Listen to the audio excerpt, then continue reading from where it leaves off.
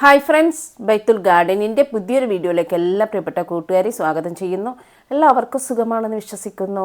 അപ്പോൾ ഇന്നത്തെ വീഡിയോ ഞാൻ ഈ ഒരു ഷോർട്ട് വീഡിയോ ചെയ്തിരുന്നു, നിങ്ങൾ എങ്ങനെയാണ് നനയ്ക്കാറുള്ളതെന്ന് ചോദിച്ചിട്ട്, ചെടികൾക്ക് എങ്ങനെ നനയ്ക്കുക എന്നുള്ളത്. അപ്പോൾ അതിന് എനിക്കൊരു കമൻറ്റ് വന്നിരുന്നു. അപ്പോൾ കമൻറ്റ് അയച്ച ആൾക്കോ അല്ലാതെ ചെടികളെ എങ്ങനെ നനയ്ക്കണോ, അല്ലെങ്കിൽ ഏത് രീതിയിലാണ് ചെടികളെ നമ്മൾ നനച്ച് കൊടുക്കേണ്ടത്, ചെടികളെ എങ്ങനെയൊക്കെ നനച്ചാലാണ് ചെടികൾ നന്നായി വളരുക, നമ്മൾ ചെടികളിൽ ചെയ്യുന്ന നനയ്ക്കുന്ന കാര്യത്തിൽ ചെടികളിൽ ചെയ്യുന്ന തെറ്റായ ചില കാര്യങ്ങൾ, അങ്ങനെയുള്ള എല്ലാ ഡീറ്റെയിൽസ് കാര്യങ്ങളും നമ്മൾ ചെടികളെ നനയ്ക്കുന്നതിനെ പറ്റിയുള്ള എല്ലാ ഡീറ്റെയിൽസ് കാര്യങ്ങൾ അടങ്ങിയിട്ടുള്ളൊരു വീഡിയോ ആണ്. അപ്പോൾ വീഡിയോ സ്കിപ്പ് ചെയ്ത് കാണും. എൻ്റെ ചാനൽ സബ്സ്ക്രൈബ് ചെയ്യാതെ കാണുന്ന ഏതെങ്കിലും കൂട്ടുകാരുണ്ടെങ്കിൽ ചാനലൊന്ന് സബ്സ്ക്രൈബ് ചെയ്ത് സപ്പോർട്ട് ചെയ്യാനും മറക്കരുത്. അപ്പോൾ നമുക്ക് ചെടികൾക്ക് അത്യാവശ്യമുള്ള ഘടകമാണ് നമ്മുടെ വെള്ളവും വളവും, അല്ലേ? അത് രണ്ടും ചെടികൾക്ക് അത്യാവശ്യമാണ്. നമ്മൾ എത്രയും വളം കൊടുത്തിട്ട് കാര്യമില്ല, നമ്മൾ ചെടികൾക്ക് വെള്ളം ഒഴിച്ചിട്ടില്ലെങ്കിൽ, അല്ലേ? വളം കൊടുത്തിട്ടില്ലെങ്കിലും വെള്ളം ഒഴിച്ചിട്ടുണ്ടെങ്കിലും പിന്നെയും ചെടി ഉണ്ടാവും. അപ്പോൾ ചെടികൾക്ക് ഏറ്റവും ഇമ്പോർട്ടൻ്റ് ആയ കാര്യം എന്താണെന്ന് ചോദിച്ചിട്ട് എന്താണ്? വെള്ളമാണ് കേട്ടോ. ഏറ്റവും ഇമ്പോർട്ടൻ്റ് ആയിട്ടുള്ള ചെടികൾക്ക് കൊടുക്കേണ്ട കാര്യം വെള്ളം തന്നെയാണ്. അപ്പോൾ നമ്മൾ പല ആൾക്കാരും പല വിധത്തിലൊക്കെ ആയിരിക്കുമല്ലോ വെള്ളം ഒഴിക്കുക. ചെടികൾക്ക് പല രീതിയിലായിരിക്കും, ഓരോരുത്തർക്കും ഓരോ കാഴ്ചപ്പാടുണ്ടാകും, ഓരോ രീതിയിലായിരിക്കും വെള്ളം ഒഴിക്കുന്നത്. അപ്പോൾ ഞാൻ എൻ്റെ ചെടികൾക്ക് എങ്ങനെ വെള്ളം ഒഴിക്കുന്നത്, ഇപ്പോൾ ഏതൊക്കെ ചെടികൾക്ക് ഏതൊക്കെ രീതിയിൽ നമുക്ക് വെള്ളം ഒഴിക്കാൻ പറ്റുന്നത്, അപ്പോൾ ഈ ചെടിക്ക് ഇങ്ങനെ ഈ വെള്ളം ഒഴിച്ചാൽ മാത്രമേ ചെടി നന്നായിട്ട് ഹെൽത്തി ആവുള്ളൂ. അപ്പോൾ വേറെ ചെടികൾക്ക് ഇതുപോലെ ചെയ്യാൻ പാടില്ല എന്നൊക്കെ ഞാൻ പറയുന്നുണ്ട്. അപ്പോൾ എൻ്റെ 10 മണി ചെടിയൊക്കെ നിങ്ങൾക്കറിയാം, സ്ഥിരമായിട്ട് വീഡിയോ കാണുന്നവർക്കറിയാം, മതിലിൻ്റെ മുകളിലാണ്. ഇപ്പോൾ ചായോട്ട് എടുത്ത് വെച്ചാട്ടോ. അപ്പോൾ എടുത്ത് വെച്ചിട്ട് അപ്പോൾ നമ്മൾ എങ്ങനെയാണ് ചെടികൾക്ക്, നമുക്കറിയാം ചെടികൾക്ക് നമുക്ക് പല രീതിയിലും നമുക്ക് വെള്ളം കൊടുക്കാൻ പറ്റുമല്ലേ. നമുക്ക് ഓസ് ഇട്ടിട്ട് പൈപ്പിൽ ഓസ് കുടുക്കിയിട്ട് നമുക്ക് ഓസ് വഴി നമുക്ക് വെള്ളം അടിച്ചിട്ട് കൊടുക്കാൻ പറ്റുന്നതാണ് ചെടികൾക്ക്. അത് അല്ലാതെ നമ്മളൊരു ബക്കറ്റിലൊക്കെ വെള്ളം കൊണ്ടുവന്നിട്ട് ഒരു പാത്രം കൊണ്ട് നമുക്ക് ഒഴിച്ച് കൊടുത്തിട്ട് ചെടികളുടെ ചുവട്ടിൽ ഒഴിച്ച് കൊടുത്തിട്ട് നമുക്ക് വെള്ളം ഒഴിക്കാൻ പറ്റുന്നതാണ്. അതുകൂടാതെ നമ്മൾ ചെടികൾക്ക് വെള്ളം കൊടുക്കുക എങ്ങനെയാണ്? നമ്മൾ സ്പ്രേ ചെയ്തിട്ട് വെള്ളം കൊടുക്കല്ലേ, നമുക്ക് സ്പ്രേ ചെയ്തിട്ട് നമുക്ക് വെള്ളം കൊടുക്കാവുന്നതാണ്. അതുകൂടാതെ നമ്മൾ ചില ചെടികളൊക്കെ വെള്ളത്തിൽ തന്നെ വളർത്തുന്ന ചെടികളുണ്ടാവും, അല്ലേ? അപ്പോൾ അവർക്ക് നമ്മൾ എന്ത് ചെയ്യണം? വെള്ളം വറ്റുന്ന സമയത്ത് നമ്മൾ വെള്ളം ഒഴിച്ച് കൊടുക്കുക. അങ്ങനെ പല രീതിയിലാണ് നമ്മൾ ചെടികൾക്ക് വെള്ളം ഒഴിച്ച് കൊടുക്കേണ്ടത്. അപ്പോൾ ചിലർ ബിഗോണിയ പോലത്തെ ചെടികൾക്കൊക്കെ ശക്തമായിട്ട് പൈപ്പിൽ നിന്ന് ഓസിട്ട് നനച്ചിട്ടുണ്ടെങ്കിൽ എന്താ പറ്റുക? ആ ചെടി എന്തായാലും ചീഞ്ഞ് അതില്ലാതായി പോകും. കാരണം അതിൻ്റെയൊക്കെ തണ്ടൊക്കെ സെൻസിറ്റീവ് ആയിട്ടുള്ള തണ്ടാണ്, പെട്ടെന്ന് ചീഞ്ഞ് പോകുന്നൊരു സൈസ് തണ്ടാണ്. അപ്പോൾ അങ്ങനെയുള്ള ചെടികൾക്കൊന്നും നമ്മൾ അങ്ങനെ കൊടുക്കാൻ പാടില്ല. അപ്പോൾ ഞാൻ എൻ്റെ ചെടികൾക്ക് ഏത് രീതിയിലാണ് വെള്ളം കൊടുക്കുന്നതെന്ന് നോക്കട്ടെ. ഞാനിപ്പോൾ കുറച്ച് പ്ലാന്റ്സാണ് ഇവിടെ കാണിക്കുന്നത്. അപ്പോൾ അതിന് ഏകദേശം നമുക്ക് എങ്ങനെ കൊടുക്കുക എന്നുള്ളത് കാണിക്കുന്നത്. അപ്പോൾ ചില ചെടികൾക്കൊക്കെ നമുക്ക് ഓസിട്ട് വെള്ളം കൊടുക്കാൻ പറ്റും. കാരണം ഓസിട്ട് വെള്ളം കൊടുത്താലും ആ ചെടി പെട്ടെന്ന് നശിച്ചു പോകില്ല. അങ്ങനത്തെ ചെടികളുണ്ട്. അത് തന്നെ അല്ലാത്ത ചെടികളൊക്കെ ഉണ്ടാവും കേട്ടോ. അപ്പോൾ ഞാൻ ഇപ്പോൾ ചെയ്യാൻ പോകുന്നത്, ഞാൻ ഓസിട്ടിട്ട് വെള്ളം നനച്ച് കൊടുക്കാൻ പോവുകയാണ്. അപ്പോൾ അത് ഏതൊക്കെ ചെടികൾക്കാണ്? നമുക്ക് ബൊഗൈൻവില്ല പ്ലാന്റ്സിന് അങ്ങനെ ചെയ്യാൻ പറ്റും, ഓസിട്ട് നനച്ച് കൊടുക്കുക. എത്ര ശക്തിയിൽ ഒഴിച്ചാലും പ്രശ്നമില്ല. പക്ഷേ ബൊഗൈൻവില്ല പ്ലാന്റ്സിൻ്റെ പൂക്കൾ ഉണ്ടാകുന്ന സമയത്ത് എന്ത് ചെയ്യണം? നമ്മൾ പൂക്കളുടെ മേലെ ഒരിക്കലും വെള്ളം ഒഴിക്കാൻ പാടില്ല. പിന്നെ നമുക്ക് ഈ തെച്ചിച്ചെടിക്ക് നന്നായിട്ട് വെള്ളം ഒഴിച്ചെടുക്കാൻ പറ്റും, ഓസിട്ട് നനച്ച് കൊടുക്കാൻ പറ്റും. അങ്ങനെയുള്ള മുല്ല, അതുപോലെ തന്നെ റോസാ ചെടിക്കൊക്കെ നമുക്ക് ഓസിട്ട് വെള്ളം ഒഴിച്ചെടുക്കാൻ പറ്റും. ചില ചെടികൾക്ക് നമ്മൾ ഓസിട്ടിട്ട് വെള്ളം ഒഴിക്കാനേ പാടില്ല. അങ്ങനത്തെ ചെടികളുണ്ട്.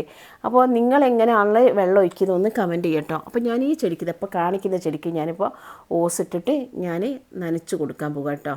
ഇപ്പോൾ ഈ ചെടികൾക്കൊക്കെ നമുക്ക് അതായത് മെലസ്റ്റോമ പ്ലാന്റിന് നമുക്ക് ഓസിട്ട് വെള്ളം ഒഴിച്ചുമ്പോഴേക്കും കുറച്ച് കട്ടിയുള്ള, അതായത് സ്റ്റെമ്മ് കുറച്ച് കട്ടിയുള്ള ചെടികൾക്കൊക്കെ നമുക്ക് എന്ത് ചെയ്യാം?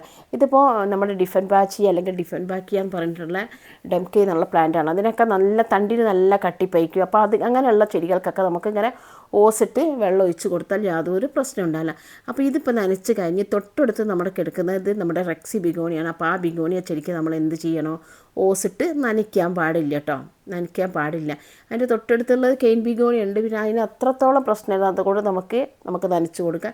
അങ്ങനെ ചില ചെടികളെ നമ്മൾ മാറ്റി വെച്ചിട്ട് നമ്മൾ നനച്ച് കൊടുക്കണം. അതാണ് ചെടികളെ നമ്മൾ ശ്രദ്ധിക്കേണ്ട കാര്യങ്ങളെന്ന് പറയുന്നത് കേട്ടോ.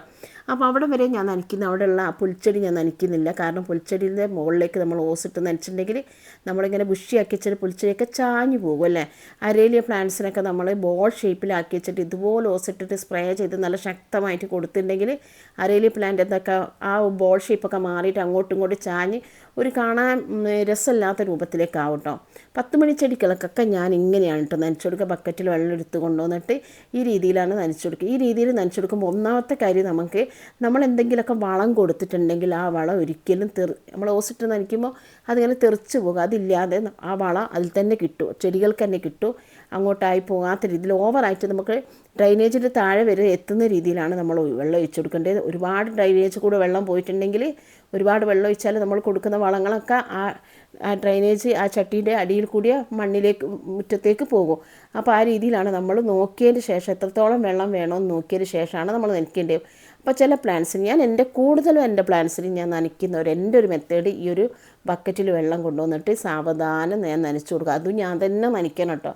വീട്ടിൽ വേറെ ആരും നനയ്ക്കാമെന്ന് സമ്മതിക്കില്ല. എനിക്ക് എൻ്റെ ചെടികളെ ഞാൻ തന്നെ നനയ്ക്കും. ഇപ്പോൾ കാണിക്കുന്ന ആ ഒരു നമ്മുടെ കോട്ടൺ പ്ലാന്റ് ഇല്ല, അത് നമുക്ക് ഏത് രീതിയിലും നമുക്ക് നനയ്ക്കട്ടോ. നമുക്ക് ശക്തമായിട്ട് നനച്ച് കൊടുക്കുക. നമുക്ക് ഓസിട്ടൊക്കെ നനച്ചാൽ എൻ്റെ കമ്പൊന്നും പൊട്ടിപ്പോകില്ല. അങ്ങനെയുള്ള ചെടികൾ ഈ ചെടിക്കിട്ട് അപ്പോൾ വെള്ളം ഒഴിക്കുന്ന ആ ചെടിക്ക് നമുക്ക് ഏത് രീതിയിൽ നമുക്ക് ഒഴിച്ചെടുക്കാൻ പറ്റും കേട്ടോ. അപ്പോൾ എല്ലാ സ്നേക്ക് പ്ലാന്റിൽ നമുക്ക് ഏത് രീതിയിലും നമുക്ക് ഒഴിച്ചെടുക്കാൻ പറ്റും. അതിൻ്റെയൊക്കെ നല്ല കട്ടിപ്പുണ്ട്. പിന്നെ ഞാൻ ഹാങ്ങിങ് പ്ലാന്റ്സിനൊക്കെ ഞാൻ ഇതുപോലാണ് കേട്ടോ ഞാൻ ഒഴിച്ച് കൊടുക്കാറുണ്ട്. കാരണം ഇതൊക്കെ നമ്മൾ ഈ ഓസിട്ടൊക്കെ നനയ്ക്കുമ്പോൾ വേണമെങ്കിൽ ചട്ടി തന്നെ ശക്തിയിൽ താഴോട്ട് മറിഞ്ഞു പോകും, അല്ലെങ്കിൽ അതെല്ലാം മണ്ണൊക്കെ പോയി പോകും. അപ്പോൾ എനിക്ക് കംഫർട്ടായിട്ട് തോന്നുന്നത് ഇങ്ങനെ വെള്ളം കുറേശ്ശെ ഒഴിച്ച് കൊടുത്തിട്ട്, അതാണ് എനിക്കിങ്ങനെ എപ്പീഷ്യ പ്ലാന്റിനൊക്കെ തന്നെ നമ്മൾ ഇതിനൊക്കെ ഒരുപാട് എന്താ പറയുക തണ്ടിനൊന്നും ബലമില്ലാത്ത ചെടി ആയതുകൊണ്ട് തന്നെ നമുക്ക് സാവകാശം കുറേശ്ശെ നനച്ച് കൊടുത്തിട്ടുണ്ടെങ്കിൽ നമ്മുടെ ചെടി നല്ല ഹെൽത്തി ആവും കേട്ടോ. ആ രീതിയിലാണ് നിൽക്കുക. പിന്നെ അഗ്ലോണിമ കലാത്തിയ ബിഗോണിയ പ്ലാന്റ്സിനൊക്കെ ഞാൻ ഇതുപോലെ സ്പ്രേ ബോട്ടിലിൻ്റെ സ്ക്രൂ കാണുന്നില്ല എന്നൊരു വീഡിയോയിൽ ഞാൻ പറഞ്ഞിരുന്നു. നല്ല സ്പ്രേ ബോട്ടിൽ ഉണ്ടായിരുന്നു, ഇപ്പോൾ കാണുന്നില്ല, ഇനി വാങ്ങണം. അപ്പോൾ ഞാനൊരു കുപ്പീൻ്റെ അടുപ്പില്ലേ ആ മൂടി ചൂടാക്കിയിട്ട് നല്ല ഓൾസ് ഉണ്ടാക്കിയിട്ട് ഞാൻ തന്നെ ഒരു സ്പ്രേ ബോട്ടിൽ ഉണ്ടാക്കിയെടുത്താൽ കേട്ടോ. അങ്ങനെ ഉണ്ടാക്കിയെടുത്താണ്. അപ്പോൾ ഇതുപോലെ ഞാൻ ഇങ്ങനെയുള്ള ചെടികൾക്ക്, ഇലച്ചെടികൾക്ക് ഞാൻ ഇതുപോലെ കേട്ടോ വെള്ളം കൊടുക്കാറുള്ളത്. കാരണം അത് ഇലകൾ കൂടെ ചെടീൻ്റെ ചട്ടിയിലേക്ക് കുറച്ച് വരികയും ചെയ്യും, ഇലകൾ കൂടെ പുറത്തേക്ക് പോകും. അപ്പം ചെടി ചുവട്ടിൽ വെള്ളം കെടുക്കാത്ത രീതിയിൽ നല്ല രീതിയിൽ നമ്മുടെ പ്ലാന്റ്സിന് നല്ല ഇമ്മ്യൂണിറ്റി, അതായത് നല്ല ഈർപ്പം നിലനിർത്തുകയും ചെയ്യും.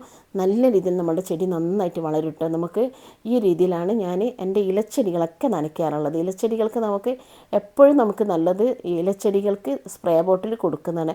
പക്ഷേ ബിഗോണിയ പ്ലാന്റ്സിന് നമ്മൾ നനയ്ക്കുന്ന സമയത്ത് ഒന്ന് കാര്യമായിട്ട് ശ്രദ്ധിക്കണം. കാരണം അതിന് നമുക്ക് ഓവറായിട്ട് നമുക്കിങ്ങനെ സ്പ്രേ ചെയ്ത് കൊടുക്കണ്ട. അതിന് നമുക്ക് സാവധാനം നമുക്ക് ചട്ടിൻ്റെ ഉള്ളിലേക്ക് കുറച്ച് വെള്ളം ഒഴിച്ച് കൊടുത്താൽ മതി. പിന്നെ കുറച്ച് നമുക്ക് സ്പ്രേ ചെയ്ത് കൊടുത്താൽ മതി, ഓവറായിട്ട് നമ്മൾ ചെയ്യേണ്ടത്.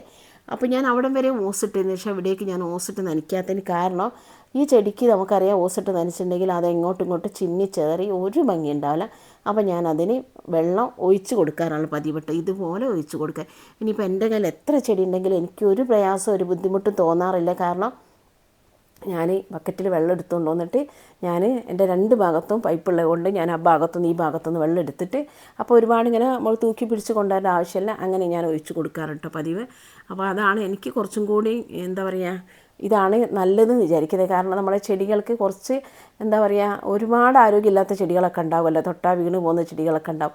അപ്പോൾ അവരെയൊക്കെ നമ്മളിങ്ങനെ ഒരുപാട് ഇത് എൻ്റെ ബോഗൻവില്ല പ്ലാന്റ്സ് കേട്ടോ, മഞ്ഞ ഫ്ലവറൊക്കെ ഉണ്ടായിട്ടുണ്ട്. അപ്പോൾ ഞാൻ കുറച്ച് തണലിൽ തന്നെ ഇപ്പോഴും വെച്ചത്, അതിന് വെയിലത്തേക്ക് എടുത്ത് വെക്കണം.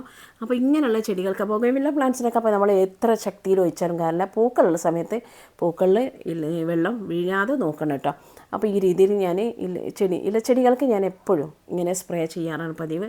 അങ്ങനെ ചെയ്യുമ്പോൾ നമുക്കറിയാം നമ്മൾ എന്താ പറയുക നന്നായിട്ട് ചെടികൾ നല്ല ഹെൽത്തി ആയിട്ട് വളരും. പിന്നെ നമ്മൾ വളമൊക്കെ കൊടുത്തിട്ടുണ്ടെങ്കിൽ എന്തായാലും നമ്മൾ എന്ത് ചെയ്യണം, വെള്ളം കൊടുക്കണം. വളം കൊടുത്തിട്ട് നമ്മൾ ഒരിക്കലും വെള്ളം കൊടുക്കാതിരിക്കരുത്. വളം എപ്പോൾ ഞാൻ വളം ഇട്ട് കൊടുക്കുകയാണ്, ഇപ്പോൾ ബാസാക്കോട്ടായാലും വേണ്ടി ചാണകപ്പൊടി ആയാലും വേണ്ടിയില്ല, NPK പിന്നെ വെള്ളത്തിൽ ഡയലൂട്ട് ചെയ്യുന്നതിനെ കൊണ്ട് പ്രശ്നമില്ല. NPK ഇതുപോലെ തന്നെ ബോട്ടിലാക്കിയിട്ടാണ് നമ്മൾ സ്പ്രേ ചെയ്ത് കൊടുക്കേണ്ടത് കേട്ടോ. ഇലകൾക്ക് നല്ല രീതിയിൽ നമുക്ക് സ്പ്രേ ചെയ്ത് കൊടുക്കുന്നുണ്ടെങ്കിൽ എല്ലാ ഇലയിലും തണ്ടിലൊക്കെ വന്നിട്ട് നമ്മുടെ ചെടി നല്ല ആരോഗ്യത്തിലായി കിട്ടും കേട്ടോ.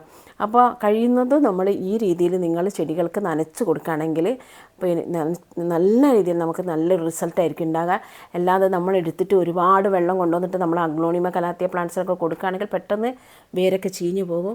അതുമല്ല പിന്നെ ഇത് കാണിക്കാൻ കാരണം ഇതിൽ നമ്മൾ വെള്ളം കുറയുന്നതിനനുസരിച്ച് നമ്മൾ വെള്ളം കുറേശ്ശെ നമ്മൾ ഒഴിച്ച് കൊടുക്കണം കേട്ടോ. നമ്മളെ ടട്ടിൽ വൈൻ പ്ലാന്റിനൊക്കെ നമ്മൾ ശക്തമായിട്ട് വെള്ളം ഒഴിച്ച് കൊടുക്കുന്നതും അതൊക്കെ മിതമായ രീതിയിൽ അവരെ വേദനിക്കാത്ത അല്ലെങ്കിൽ തൊട്ട് തലോടുന്ന രീതിയിലാണ് നമ്മൾ വെള്ളം കൊടുക്കേണ്ട, വളം കൊടുക്കേണ്ടതൊക്കെ തന്നെ. അവർക്ക് ഒരു വേദനയില്ലാത്ത, അവർക്കൊരു സുഖം കിട്ടുന്ന രീതിയിലാണ് നമ്മൾ ചെടികളെ പരിപാലിക്കേണ്ടത്.